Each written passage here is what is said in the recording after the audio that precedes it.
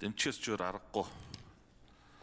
За 2024 оны 9 сард байгуулагдсан хэлтсээр энэ хэлтсээрийг би зурж ирсэн. Эхнийх нь бол энэ Монгол улсад газрын төсний бүтээгдэхүүн нийлүүлэх салбарт хамтран ажиллах тухай гэдэг хэлтсээр, хоёр дахь нь Монгол улсад агаарын хөдөлгөөний түвш нийлүүлэх тухай гэдэг. Тэгээ хоёр дахь хэлтсээрийг нь тодорхой нөхцөлтэйгээр улсын хурлаар оруулж ирж тодорхой асуудлуудыг шийдсэний дараа зурна гэдэг.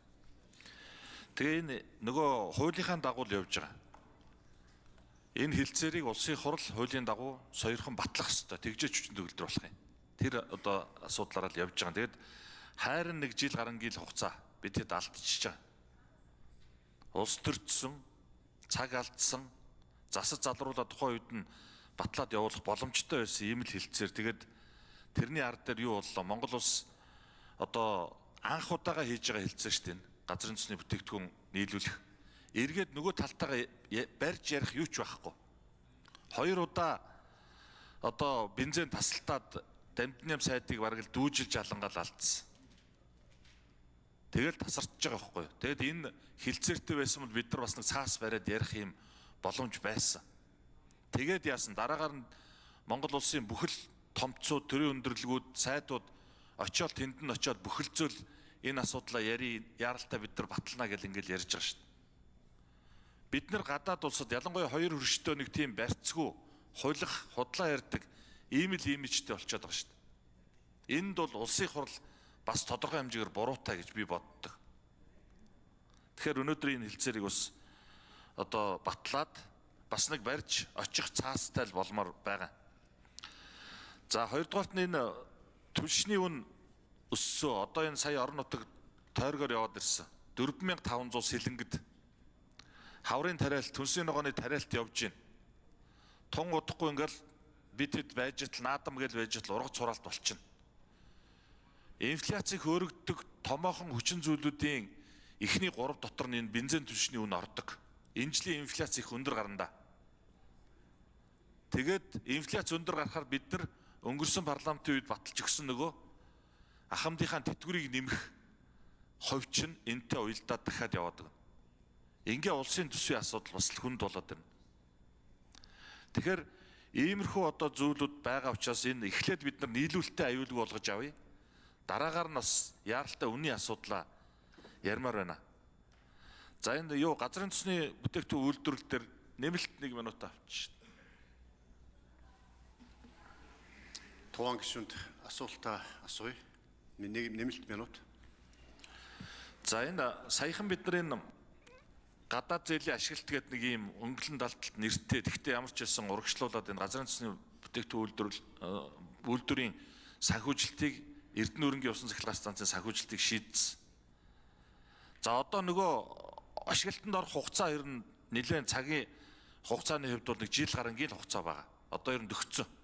Тэгэхээр энэ дээр нэг зүйл тодруулмаар энэ газрын төсний түүхийн нефтийн хангамжаа яаж шийдэх гэж байна дамжны сайд. Та энэ дээр нэг хариулт өгөөч.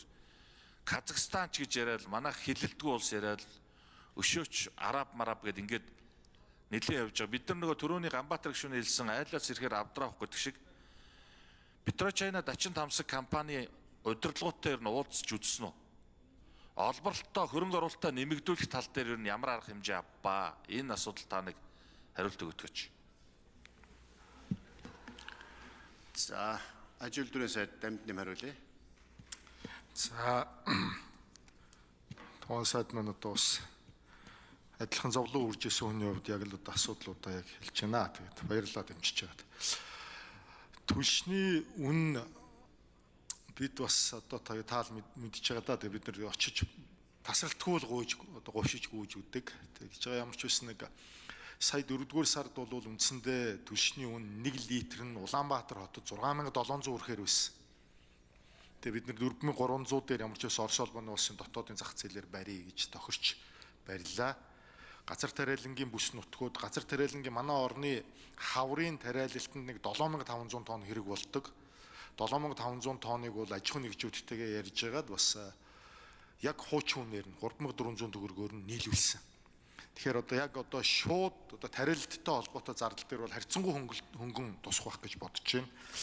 намарч гисэн бид бас нэлийн ажиллаал ингээл бэлтгэл ажиллаа хангаад явж байгаа. За нефтийн хангамжтай одоо нефтийн үйлдвэр маань бол нэлийн зүтгүү нэлийн урагштай явлаа. Их хурл маань бас сая ойлгож бас нэг тусгай хууль гаргаж өгч дэмжсэн талархал илэрхийлээ. Гол асуудал бол нефтийн хангалттай холбоотой асуудал. Нефтийн хангалттай холбоотой асуудал төр тухайн сая таны үед хийжсэн ажлуудыг үргэлжлүүлээд бас жоохон ахиц гаргаад ингээ явж байгаа. Ер нь бол бид хоёр хөршөөсөө хамгийн нэгдүгээрт авах ёстой. Хоёрдугаарт дотоодын их усүрээсээ ашиглах ёстой. Одоогийн байдлаар бид нэг 400 мянган тонныг олборлож байна. Үйлдвэрт 1.5 сая хэрэгтэй 1.1 сая тонныг нөхөхийн тулд Петрочайнатай холбоотой маргааныг шийдвэрлэх ёстой.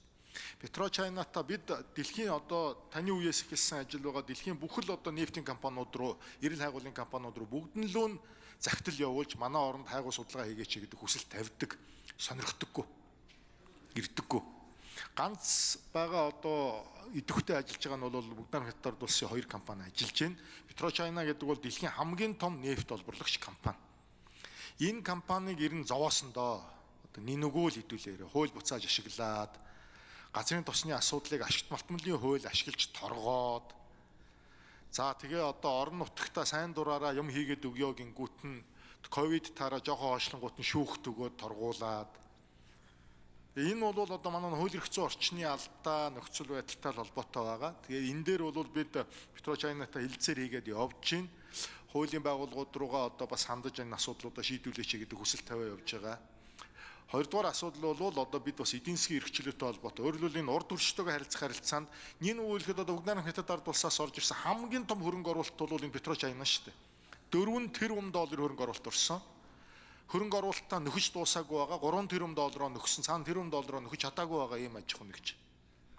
Тэгээ энэ дээр бол нэг удаагийн тусгай хууль оруулж ирж энэ маргааны асуудлыг энэ олон улсын гэрээ хэлцлийг буцааж хэрэглэхгүй гэдэг юм утгатай одоо хууль эрх зүйн орчин бэлтгэхээр бид ажиллаж байна. Ойрын үед улсын хурлаар орж ирнэ. За баярлалаа.